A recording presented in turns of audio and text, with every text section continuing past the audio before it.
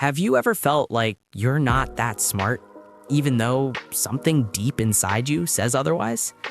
Like you just know there's more to you, but you can't explain it. So you stay quiet. You watch other people speak confidently, answer quickly, take up space, and you start thinking, maybe they're just smarter than me. But here's the uncomfortable truth. Confidence is loud. Intelligence often isn't. And psychology says this feeling you have, it can be misleading. You compare yourself to people who speak fast, think fast, act fast, and assume they're ahead. But intelligence doesn't always show up like that. Sometimes it looks completely different. 1.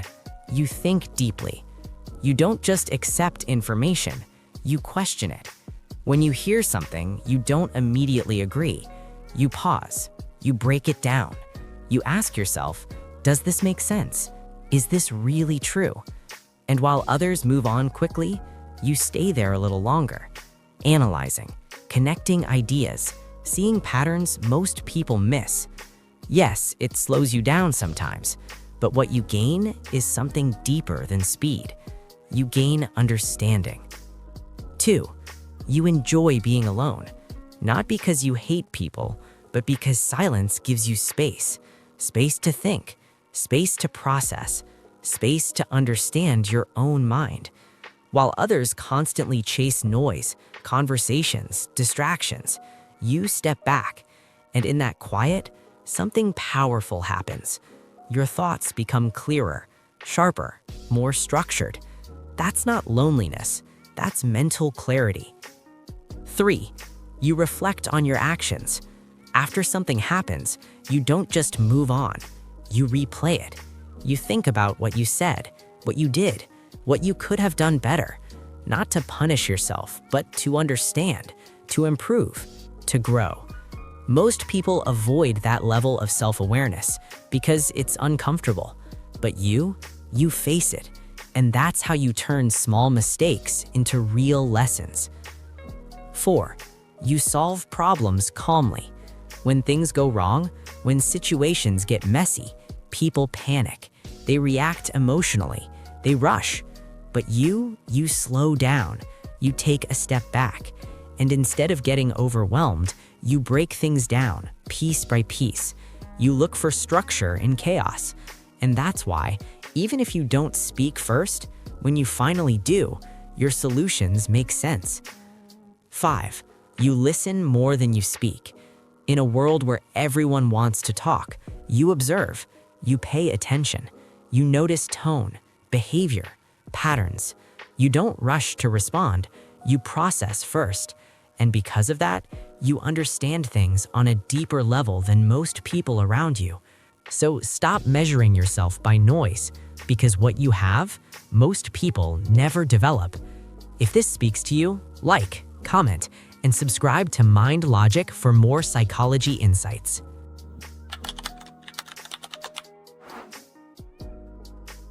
Why do you suddenly lose interest in someone you once liked deeply?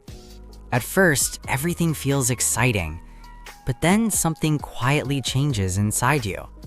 Psychology says this isn't random. There are deeper emotional shifts happening beneath the surface. 1. Fantasy collapse. You were in love with the idea, not the reality. Your mind built expectations early, but reality slowly breaks that image. And when fantasy disappears, interest fades with it. 2. Emotional saturation. At first, everything feels new and intense, but your brain gets used to the emotional excitement. What once felt special now feels normal, and normal slowly turns into boredom. 3. Hidden red flags awareness. You start noticing small things you ignored before, small behaviors, small inconsistencies. Your mind begins to collect doubt silently, and attraction weakens without warning. 4. Emotional mismatch. You realize the connection isn't as deep as you thought. Conversations feel lighter than expected. Emotional depth becomes missing, and your mind slowly detaches. 5. Ideal self versus real experience. You imagined a perfect version of the relationship, but reality feels different from that image. The gap between expectation and reality grows, and interest starts fading in that gap. 6. Psychological independence shift. Sometimes it's not them changing, it's you. Your emotional needs evolve quietly. You start needing more clarity, more depth, more meaning, and what once satisfied you no longer does. Losing interest doesn't always mean something is wrong. It often means your mind finally sees reality without illusion. And the difference is not coldness or disloyalty. It's psychological clarity and emotional growth you didn't notice happening. If this topic speaks to you, make sure to like, comment, and subscribe to Mind Logic for more videos on psychology, human behavior, emotional healing, and self-awareness.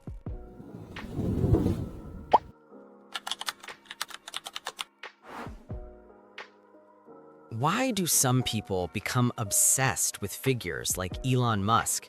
It starts as inspiration, but slowly becomes something deeper in the mind. Psychology says this isn't just admiration, it's identity projection and future self-comparison. Let's see some few reasons why people are so obsessed with figures like Elon Musk. 1. Identity expansion desire.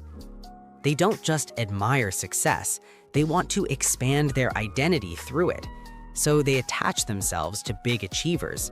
It makes their future feel possible. 2. Borrowed motivation. They use external figures to stay motivated. Instead of building internal drive, they borrow energy from others. But borrowed motivation always fades quickly. 3. Escape from present self. They sometimes feel stuck in their current life, so they focus on people who represent extreme success. It creates emotional distance from their present reality. 4. Ideal self-projection. They see successful figures as their possible self, not just admiration, but projection.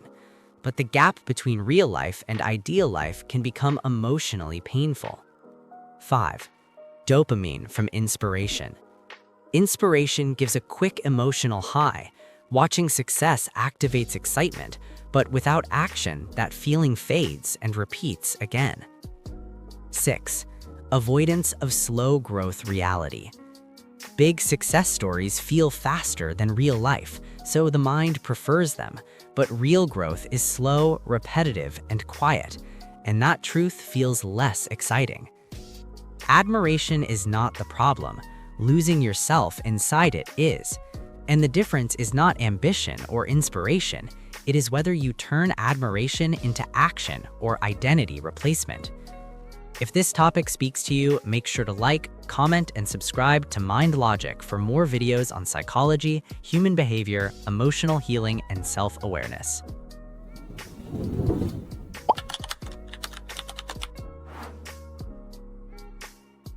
Some children do not get the chance to be children for long.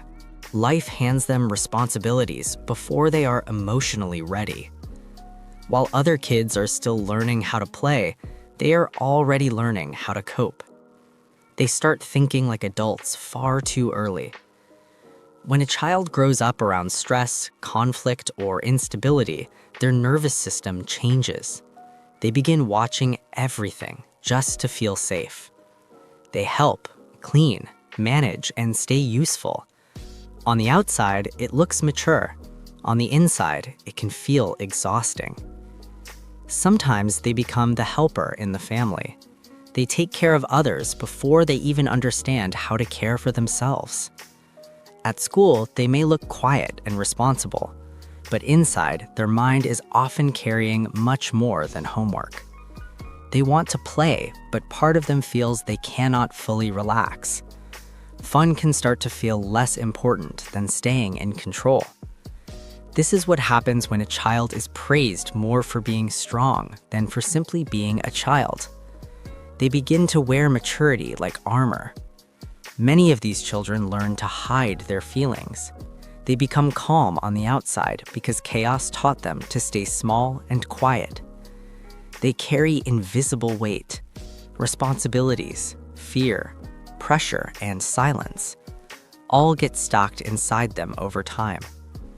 People may call them wise for their age, but sometimes that wisdom comes from survival, not safety. A child who grows up too fast often feels split in two. One part still wants comfort, and the other part feels forced to be the adult. They become highly alert. A sound, a phone call, or a change in mood can make them tense without even knowing why. Many of them become emotional caretakers. They learn to calm everyone else while quietly ignoring their own pain. Even rest becomes difficult. Their body may be still, but their mind stays awake, always scanning for the next problem. They often become perfectionists too. When childhood feels unsafe, doing everything right can feel like the only way to stay accepted. This can make them seem distant from other kids, not because they do not care, but because they learned seriousness before softness. Some become experts at looking okay. They smile, stay composed, and hide how much pressure they feel inside. They may grow up into very responsible people, organized, dependable, and mature. But deep down, they might still feel like no one ever let them rest. Independence becomes their identity. They stop expecting help because they learned too early that help was not always coming. The deeper truth is this: growing up too fast can create wisdom, but it can also create loneliness. A child should not have to earn their safety. Like a plant forced to grow too quickly, they may look strong, but part of their development was rushed. Strength without softness can feel empty. Healing begins when they realize they do not have to carry everything alone. Slowing down can feel unfamiliar, but it is necessary. Putting down the weight is not weakness. It is the first sign that the nervous system is finally learning it can breathe. Sometimes healing means doing simple things again. Drawing, resting, laughing, and allowing joy back into the body. It also helps when someone finally listens without asking them to be strong. Safe connection can begin repairing what pressure once shaped. Support changes everything. A child, or even an adult who was once that child, starts learning that care can feel gentle, not heavy. They slowly reconnect with play, not because life was never hard, but because they are finally allowed to feel light again. The goal is not to erase their strength. It is to balance it with softness, rest, trust, and emotional safety. So if you grew up too fast, remember this: your maturity was real, but so was the weight you carried. And healing begins the moment you give yourself permission to be held, not just strong. Please subscribe to Mind Logic.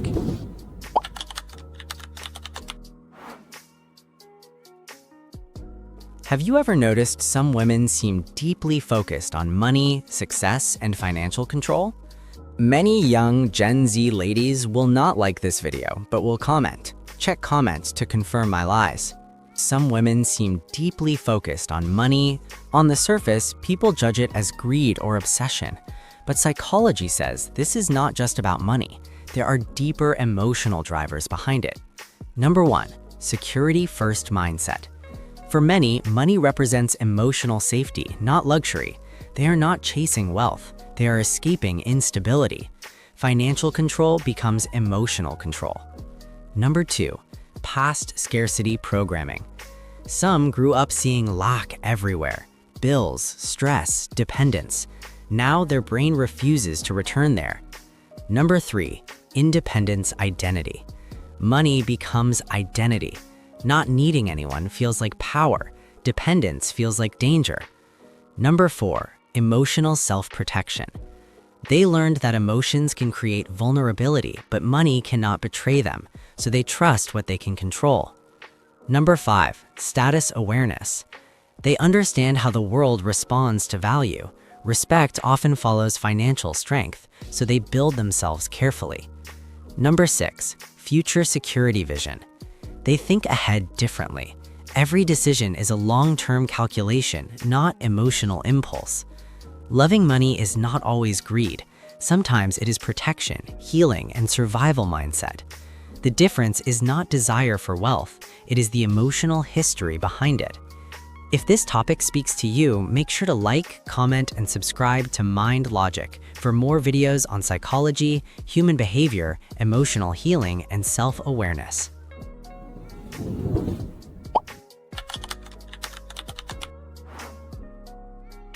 Many guilty men will hate the Mind Logic channel for this piece of information that I'm about to give to the beautiful young ladies that are my fan all over the world. Why do some men feel empty without a girl's attention? Ladies, the answer to the question is finally here. On the surface, it looks like love, but underneath, it's something deeper. Psychology says this is not love, it's all of the following. 1. Emotional dependency. You're wondering why they check their phone constantly? It's not for messages, but for validation.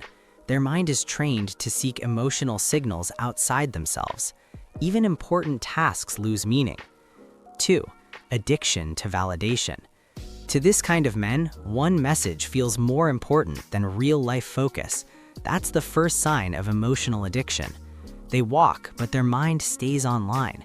Their attention is no longer theirs. It belongs to anticipation. The phone becomes emotional comfort, not a device anymore. 3. Temporal relief from loneliness.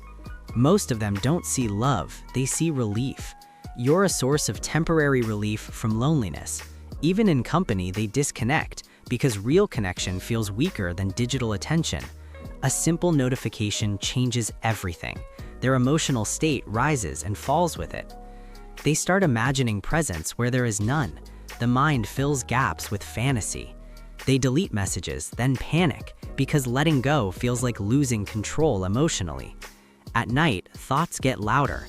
Overthinking replaces peace. Silence becomes uncomfortable. They refresh apps repeatedly, not for information, but for reassurance that they matter. Waiting becomes emotional torture because expectation replaces self-control. When attention comes, dopamine hits hard. A simple reply feels like emotional victory, but silence hits even harder. No reply feels like rejection of identity. Soon they isolate emotionally because the phone becomes their safest emotional space. They don't see reality anymore, only ideal versions of people they are attached to. Even discipline breaks easily. One vibration destroys focus instantly. Confusion grows because they want control but act emotionally. They start losing sense of self. Who they are depends on how they are treated.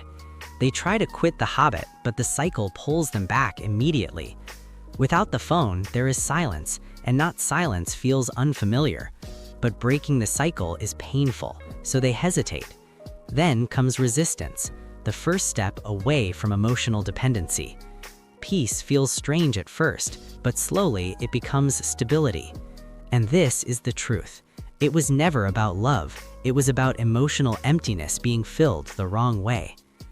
Make sure to like, comment, and subscribe to Mind Logic for more videos on psychology, human behavior, emotional healing, and self-awareness.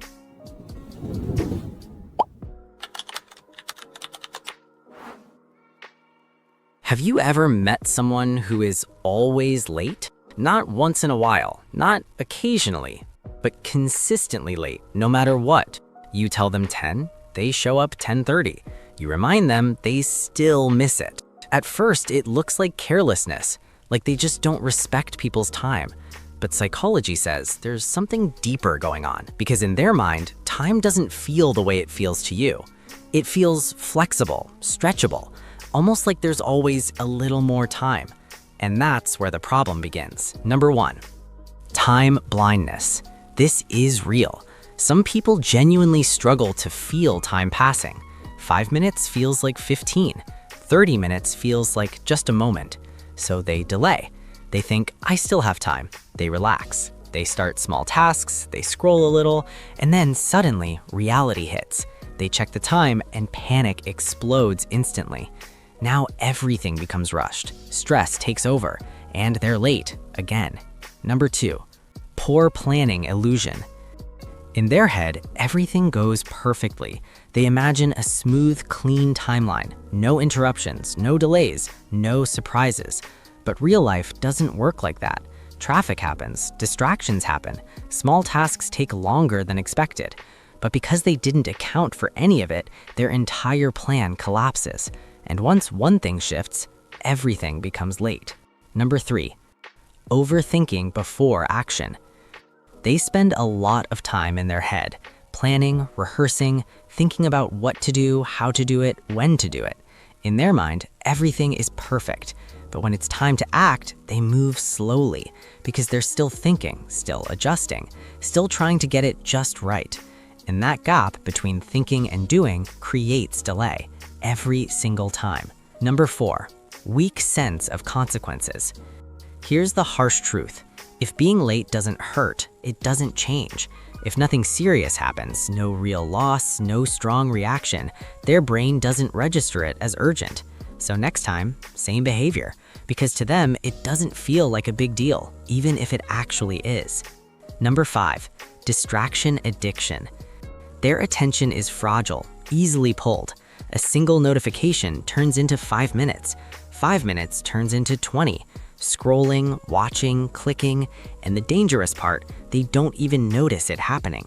Time disappears quietly, and by the time they realize, they're already behind. Number 6, identity pattern. At some point, it stops being a habit and becomes an identity. I'm just that person who is always late. And once someone accepts that, they stop fighting it. Alarms become suggestions, deadlines feel flexible, lateness becomes automatic. And patterns like that are hard to break. Tasks pile up, time keeps slipping, and deep down, they know it's a problem. They feel it, the missed opportunities, the lost respect, the silent judgments from others. And that awareness, it comes with regret, because they can see it happening, but feel stuck in the cycle. Being late isn't just about time, it's about awareness, discipline, self-control, and how seriously you take your own life. Because every delay is a decision, and every decision has a cost. But here's the shift. The moment they stop making excuses and start taking responsibility, everything changes. Because time doesn't need to be controlled perfectly, it just needs to be respected. If this opened your eyes, like, comment, and subscribe to Mind Logic for more psychology insights. Have you ever met someone who can't say no, even when they are already overwhelmed? On the surface, they look kind, helpful, reliable, but inside, something very different is happening. Psychology says this isn't just kindness, there are deeper reasons behind it. 1. Fear of rejection. They believe saying no will make people dislike them, so they say yes to protect acceptance. But every yes slowly drains their energy, and they stay stuck in approval mode. 2. Guilt conditioning. They feel guilty when they refuse others. Even small requests feel heavy to reject, so they choose guilt over boundaries, and that guilt quietly controls their decisions. 3. Over-responsibility. They think they are responsible for everyone's needs, so they carry problems that were never theirs. This creates emotional overload, and they forget themselves in the process. 4. Identity of being nice. They see themselves as the nice one, the helper, the dependable person. Saying no feels like breaking that identity, so they keep performing a role that exhausts them. 5. Avoidance of conflict. They avoid discomfort at all costs. Even healthy disagreement feels dangerous, so they agree just to keep peace, but that peace slowly turns into internal pressure. 6. Short-term relief trap. Saying yes gives instant relief. The pressure disappears in the moment, but later regret appears, and they repeat the same cycle again and again. Being unable to say no isn't kindness alone. It is often fear disguised as kindness. But turning kindness into self-destruction is not normal.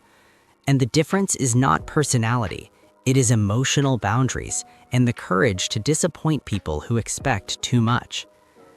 If this topic speaks to you, make sure to like, comment, and subscribe to Mind Logic for more videos on psychology, human behavior, emotional healing, and self-awareness.